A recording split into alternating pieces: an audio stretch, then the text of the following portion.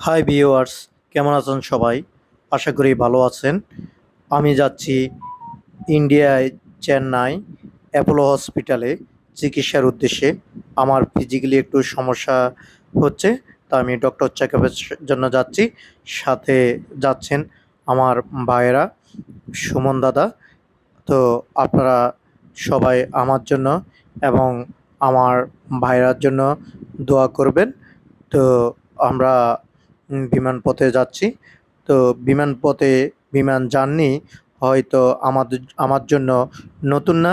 তারপরও আপনাদের সাথে আজকে শেয়ার করব বিমানের নতুন একটি ঘটনা আমার জন্য। সেটা হচ্ছে আমরা যখন বাংলাদেশ থেকে, ঢাকা থেকে কক্সবাজারের উদ্দেশ্যে বিমানের মাধ্যমে রওনা দিই, তখন বিমানটি সমুদ্রের পাশ দিয়েই কক্সবাজারে ল্যান্ড করে। ঠিক এখানেও আপনার চেন্নাই যখন পৌঁছে, তখন চেন্নাইয়ের বঙ্গোপসাগরের উপর দিয়ে শহরে গিয়ে বিমানটি ল্যান্ড করে।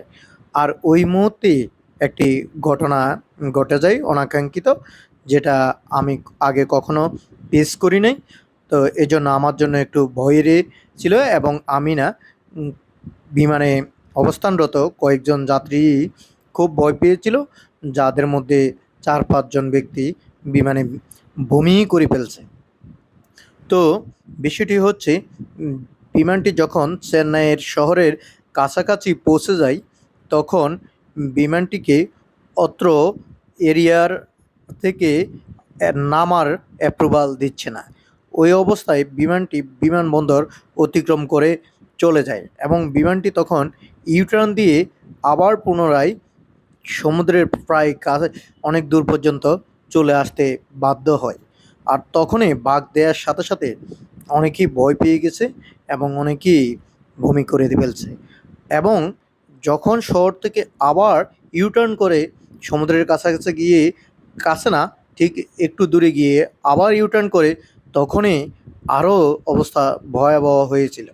আমরা অনেকেই চিন্তা করছিলাম, মনে যেন এই যেন উম, যেন সমুদ্রের মাঝে ল্যান্ড করে ফেলে আপনার পাইলটে।